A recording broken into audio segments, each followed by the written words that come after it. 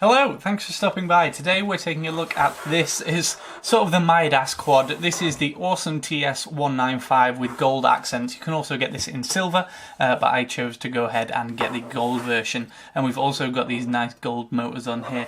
This isn't a RunCam Swift for any of those of you thinking this is actually an awesome branded FPV cam. So we'll go ahead and test out, see what this is like.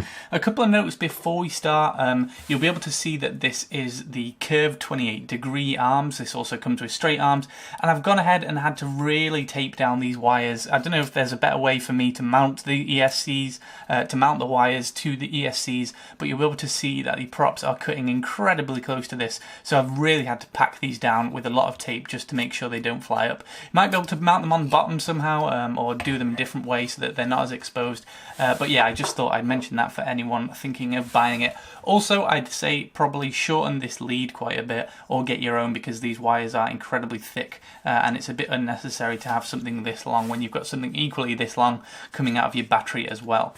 So this is a plug and play. You'll be able to see my X4R receiver in the back here. It fits nicely underneath there, and we've got the area on here for a GoPro, and we've got an awesome branded antenna as well. Props, pretty much everything on this is awesome branded, including the battery strap. So they've really gone all out and sort of sourced all their own components for this, so I'm excited to see how this turns out. Anyway, let's go ahead and take a quick look at how to make it, because it doesn't come with instructions, and then we'll go ahead and do a flight test at the end as well. Thanks for stopping by, let's check it out. Okay, so here it is in the box. We'll go ahead and take a look inside, and the first thing you'll notice is we've got a set of red and a set of black props. These are 50 by 45, and there's been a bit of speculation on RC groups that this sort of setup with these large props and this smaller than average frame, as well as the motors and the ESC rating, might not be the best thing, because it might blow the ESCs and burn them out quite fast. So there's a bit of speculation there. We'll go ahead and test that and see how they perform in this video. So hopefully we're not going to be having problems here, but just bear that in mind. Taking a look into the box, you can see we've got everything, all the components piled up neatly in here. We've got some battery straps, as well as the XT60 plug that we can solder on to the PDB. I'll quickly go through everything that comes in here in detail. So first up are the motors, and these are awesome branded, as you'll be able to tell. It looks like the wires have been trimmed to the correct size already for this quad, so hopefully we're not going to have to snip anything down ourselves. These should just fit in nicely, and you'll be able to see it is 2600 kV rated, which is a little bit high for this setup. We'll have a look at how these perform, but they're nice and gold. I've actually got the gold version rather than the silver version of this, and these motors do look pretty nice. Next up is the camera, and you'd be fooled for thinking this was a RunCam. It's actually another awesome branded product, as everything in this one is. This is a 800 TVL camera with a 150-degree field of view, and it looks pretty much just like the RunCam Swift you'll be able to see, but in fact it is not. So very similar design, but it's not actually the RunCam. So here's the awesome F3 flight controller. You'll be able to see it's pretty standard, and it feels quite nice in the hand actually. This is pretty solid and quite thick, so it feels pretty good. However, the annoying thing is that you'll be able to see here, because this has got a built-in video transmitter, that we actually attach the antenna attachment onto here. You'll see that was in the spare bag down here. We solder that on in this 5-pin connector, which is kind of slightly annoying for me, because if we get damage, if we crash or something and hit the antenna on the ground, then that is going to simply rip this out, or possibly snap this flight controller, which is a bit annoying. I would have liked to see maybe a whip antenna or something that you can, sort of an extension that you can then attach your antenna onto, because yeah, that's a bit annoying. That might cause some damage later on, but hopefully we'll be able to attach the antenna nice and tight so that that doesn't happen. Flicking onto the back, you'll be able to see, as I mentioned, it's a built-in video transmitter. So we've got this little LED here, little tells us status, and also this button here that will actually swap between 25, 200 and 400 milliwatt output. So this is legal in pretty much every country, because it's 25 milliwatts maximum in England, and I don't think you've got restrictions over there in America at the moment, at least on these low frequencies. So this should be able to be used on pretty much any country, and also cycle through it to get a bit more power and a bit more range on that as well, which is a nice touch. This is the ESC board. It's not built into the flight controller, it's separate, and it is only 20 amps. I would have really liked to see a 30 amp ESC on this, just to give us a little bit more headroom, because there is that worry about probably burning these out with our motors and the props on here.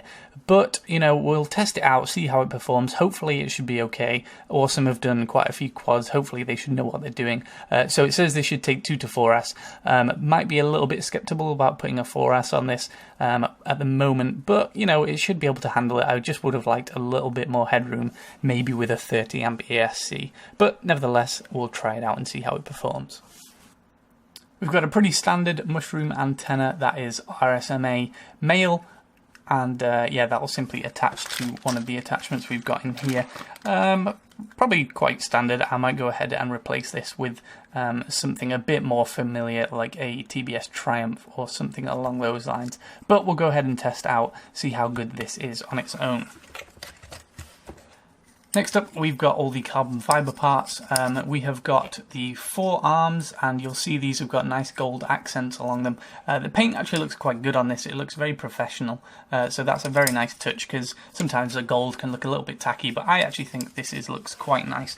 But the additional feature of this, and what I find really cool, is that we also have 4 spare arms at a 28-degree angle.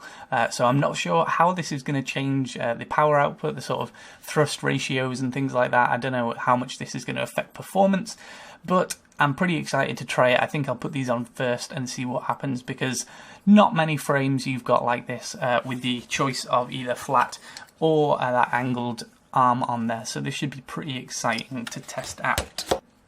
We've then got all the additional bits for the top plate where we're going to mount our GoPro, what we can mount our ESC and FC board onto, and also the camera and things like that. And these have got nice gold accents on them as well. And then of course we've got all these gold screws and standoffs and various parts that actually look really nice. They're very nice and shiny. So this quad should hopefully tie in all together and look very nice. Finally, we've got these motor protectors, which don't have any gold on them, but just sort of pretty much standard black motor protectors. So we'll go ahead, build this, put it all together, and see what happens. Okay, for some fun reason, mine decided not to be shipped with an instruction manual, so I'm building this just by looking off the images online. This is the first stage of the build. You've got that square piece that we saw earlier with these 2 little slices through them, and then we've gone ahead and attached these curved arms with these 2 little sort of double jointed Allen key screw bits. So you go ahead and put these on the outer 2, then you should have these inner 2 bits on each arm, inner 2 holes, and on these we will mount our power distribution board and then the whole of the top part that's going to hold our camera. Next part of the build, we've gone ahead and put the larger stands off using 4 more medium length screws. These go onto these long parts here, the long separated rectangle. The square is what you actually mount the ESCs on. You can see we've had to use the longest screws available and some short standoffs underneath that, and then we've put some taller standoffs on top of the ESC board, and then we'll go ahead and mount our FC board on top of that again and put some more screws in there. So let's go ahead, solder up the motors, attach them, and then solder all this up and get all our wires ready for the next part of the build. So here's the next stage of assembly. I've gone ahead and put all the motors on here now and wired them all up to the ESC. I've put the XT60 plug on here. These leads are incredibly thick, so you might want to get your own XT60 plug with leads and maybe get some thinner ones, because these are quite hard to solder and I'm not sure how well they're going to stay on there. The FC, I didn't realise earlier, but that actually plugs directly into the ESC. There's no soldering of that, which is quite a nice touch, and then that folds over and attaches on the top of there. It looks like, I was mentioning the antenna earlier, it looks like we have the opportunity to have this 5-tail piece and just plug that in like there and stand it up, Or we also have this secondary piece where we can put that in sideways and slide it on there like that, so we'd have the antenna coming out the back. And I think I'm going to do it like this for the moment, because if we get sort of an impact, it shouldn't hopefully move this way. If we had it standing up, then that might cause it to go down that way, but it should be pretty solid moving laterally, so hopefully only this thing will snap off, as opposed to this entire FC getting snapped off if we have a crash, if we do it this way. So I'll go ahead and solder that up and then connect this up and start attaching everything all together. Okay, so here's the finished quad, and if you ask me, I think it looks really nice. Those gold accents on there really work well with these gold motors, and yeah, I think it looks really great with the gold standoffs and everything as well. I've gone ahead and put the motor guards on, and I also, before I built it, I didn't mention this earlier, but I actually put the battery strap through here, because you won't be able to access that if you've put the FC and ESC board in, and there's also a tiny little bit of foam padding that can go on the bottom that will stop these screws poking into your battery, so that's nice to keep it flat. So taking a look at the top, I just sort of built this top piece and then screwed it onto the bottom piece rather than assembling it up from the bottom, so it was a bit of an easier way to do it. You'll see that there's it's a plug and play, so there's a bit of room under there to fit our X4R receiver, or whichever one you want to use, which is nicer than to think, because usually with plug and play ones like this there's not really anywhere to put it on. So we can go ahead, stick that in there, and then sort these antenna cables out as well. You'll notice that I thought that the motor wires would be okay, but they're actually quite a bit longer than expected, so I'm probably going to have to go ahead and wrap these up and maybe tape them down, or just trim them. So make a note that you would need to trim these if you want them nice and short and it looking like a clean build. But it looks really well. I'm still worried and quite skeptical a little bit about the antenna on here and the SMA connector, because I do think that could break. It feels sturdy enough, but I mean, when you're going 40 miles an hour and you crash directly into this, then there could be a little bit of trouble on there. So we've got the Awesome branded on the top, which is nice. We've also got these two little struts poking out so that we can rest our GoPro on it, whether it's a Session or a normal one. We should be able to attach it on there nicely and feed some cables or Velcro straps or something through here, cable ties maybe, and just clamp that on down. So that looks like it's really thought about housing the GoPro on there quite well, which is a nice touch. So anyway, that's the entire drone, 195mm across, gold accents. You can also get the silver version, and of course you can get the ones with the straight legs as well. So we're going to go ahead, test it out, plug this into Betaflight, and configure everything, set up our radio, and then go ahead and give this a fly and see how it handles. So here's some footage recorded on the quad on quite a windy and overcast day, so the image doesn't look that great. Nevertheless, the PIDs are pretty okay out the box. There's a little bit of oscillation in there, you'll be able to tell. Well, probably a little bit more than a little bit. So it's, yeah, I'd say definitely play with the PIDs out of the box. They're not perfect to go and fly straight away with, which is a little bit annoying. But, you know, put a little bit of effort in and it should give you something really nice, because this thing flies quite well. There is a little bit of lack of power. This is with the 3S battery. I didn't want to plug the 4S in just yet. I tried it out with the 3S and it actually worked quite well, you know, with those 20 amp ESCs. But like I said, there's a little bit of lack of power with having a 3S battery on there. But who knows, maybe a 4S one should be good. I'll be able to test that out quite soon, hopefully. Quite soon. You'll see why at the end of the video. Anyway, so this is pretty good. Like I said, a lot of oscillation. The thing I am disappointed, now I'll show you the DVR footage, is the camera quality, because this is really low. I had to whack the brightness up on my goggles all the way up to full, and yeah, this just isn't that great. There's sort of quite a grainy image and quite a sort of colourless and dark image, which is a little bit annoying. So possibly swap out the camera if you're going to get this. Maybe put a run cam or something in there, because this camera quality isn't that great.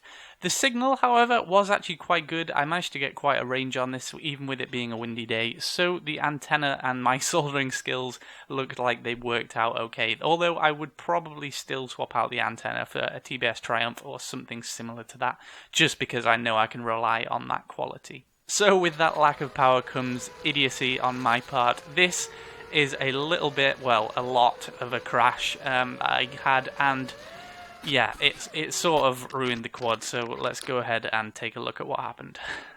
So here is the problem with this quad. Because of these bent 28-degree arms, they've got weak points, really weak points here when they bend in the carbon fibre, and so that just means when you crash like I did, like you just saw, then you are going to be sort of vulnerable at these areas. As you'll be able to tell, I've just completely sheared that off from the crash, which is very annoying because I did really like this quad, and you know, it was sort of quite a cool idea to have a little bit of bent arms, but that's the reason we don't have kinks in our armour, because it just gets snapped. Fortunately, we've got these straight arms in.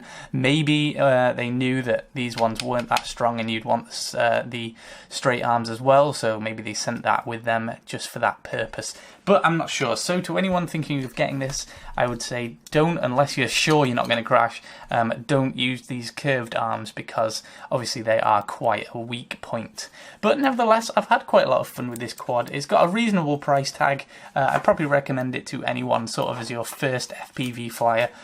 People who are quite used to quads, and have got quite a few, probably aren't going to like the lack of power with this. But if you're just new, you're getting your foot in the doorway, then this is probably something good to start off with.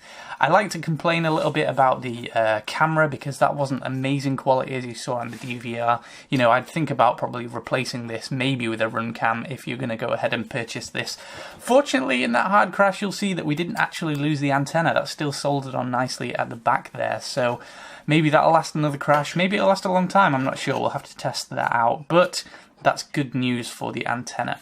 Anyway, guys, I hope you enjoyed this. If you did, leave it a like. I'll be sure to connect on the straight arms and then go ahead and give this a bit of a flight, maybe do another review with the straight arms on there, and once I've figured out the PIDs and stuff on this a little bit. So I hope you enjoyed that. That's just a quick overview of the quad, the evident downfalls of it.